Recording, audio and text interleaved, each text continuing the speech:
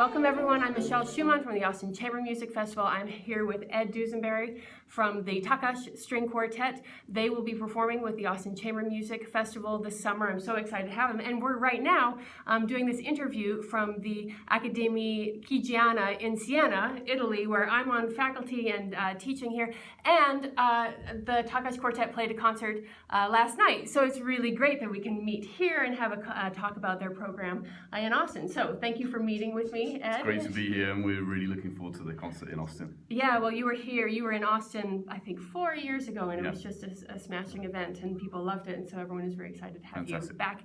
I wanted to ask you just a couple of questions about the quartet, and you've had a new personnel, I guess, in the last year and a half, and I always think it's amazing with the Takcs Quartet because they've had such a long history, a long illustrious history, but there have been personnel changes, so it's one of the few quartets that's really been able to kind of reinvent themselves over the years, and I wanted you to tell us about the new reinvention of the Takcs Quartet. Yeah, it's a really exciting time when you change a member. Of course, it's a fragile time right off the bat because you have a chance to reinvent yourself and new ideas come in, and it's also a great test of the flexibility of the older, more established players in the group, because we have to be ready to really try new ideas, and we're very lucky with Harumi Rhodes, who is a colleague of ours at the University of Colorado.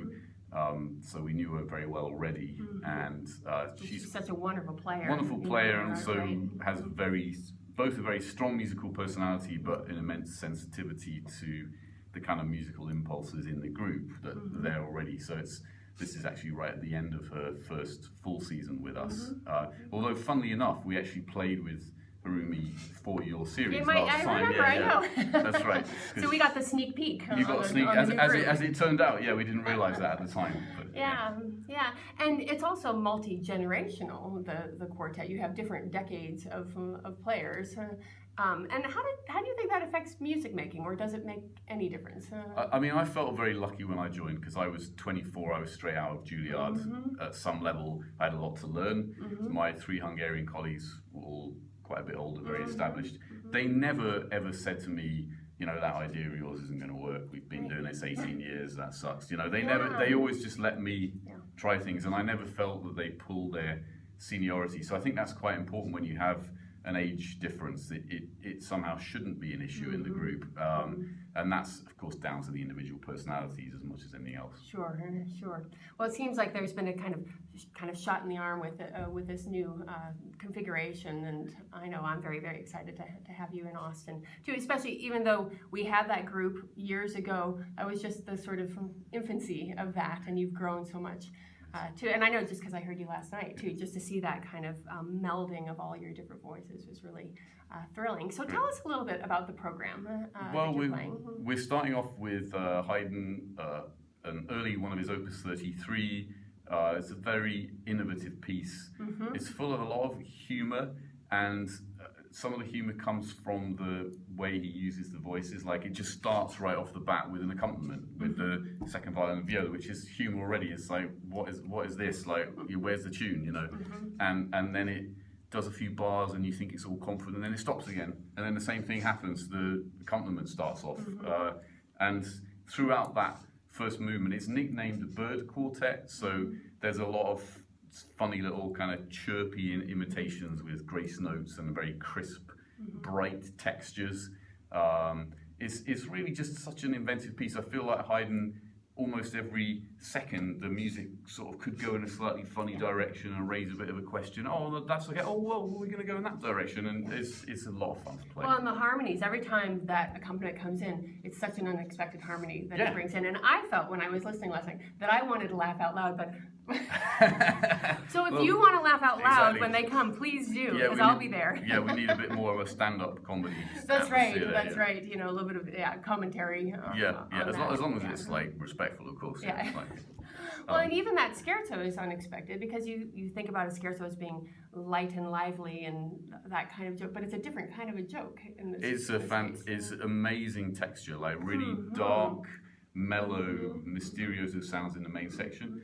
And then in a trio, it's almost like a parody of like bright violin-y kind of stuff. Just the two violins left on their own, doing a kind of a slightly amusing / slightly obnoxious duet that's like completely different, very sort of sassy character, and then just back to this very dark, mysterious thing. I love that contrast, and especially when it goes back to the darkness afterwards. Yeah, and so unexpected from Haydn. Although I don't know why I say unexpected from Haydn, because Haydn is full of surprise. Yeah, that's right. full of surprise, indeed.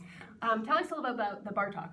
Well, the Bartók Fourth Quartet is one of my favorites. It's certainly the most powerful piece, and partly because it has this amazing arc to it.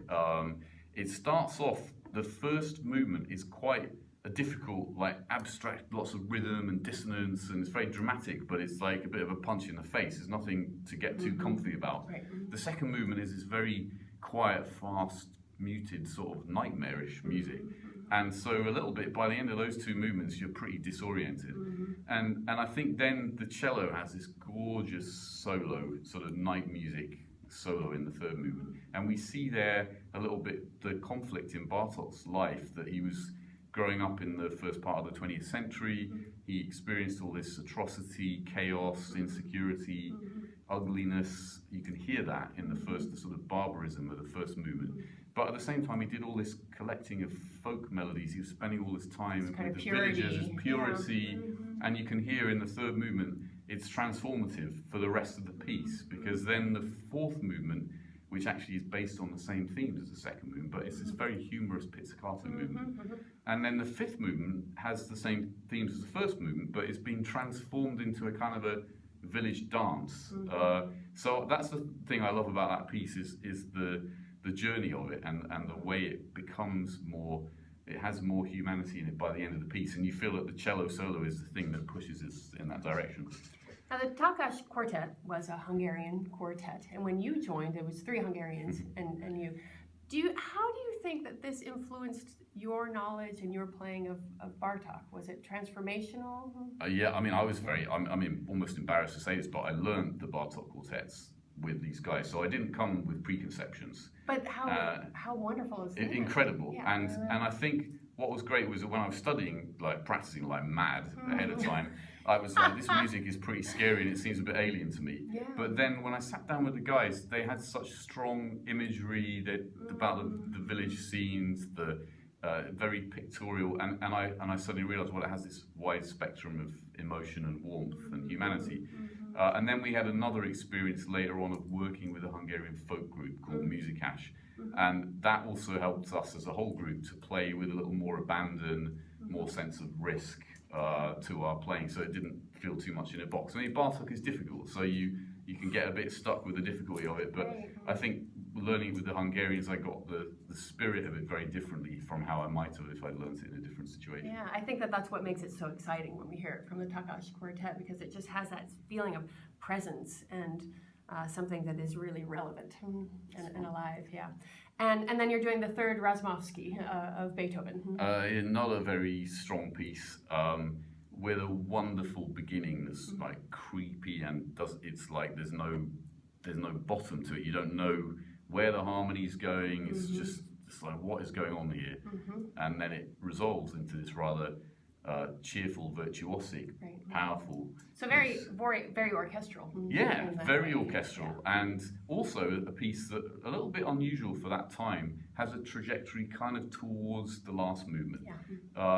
And it's got a melancholy slow movement, a minuet that actually looks back to Haydn. You might suddenly think of the first piece in the program when we play that.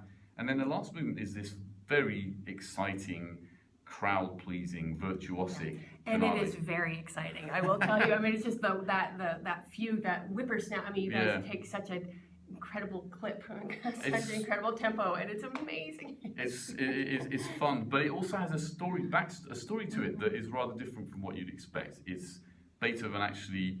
It was the time he was trying to come to terms with his deafness, and he'd been very secretive about it. And he wrote in the score something along the lines of, "I'm not going to be secret about this anymore. I'm just going to." It's a very defiant statement about his art and not caring anymore. And he wrote that at the beginning of this joyful, emphatic last movement. So it actually comes out of a personal struggle. It's not just a light Paganini. Yeah.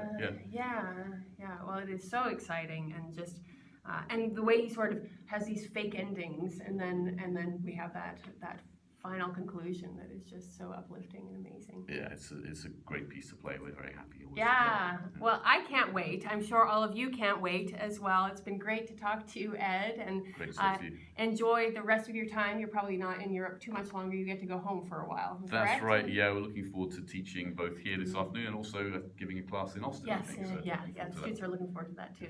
Well, thank you everyone for being here. Thank you, Ed, and we'll all see you very soon. Thanks.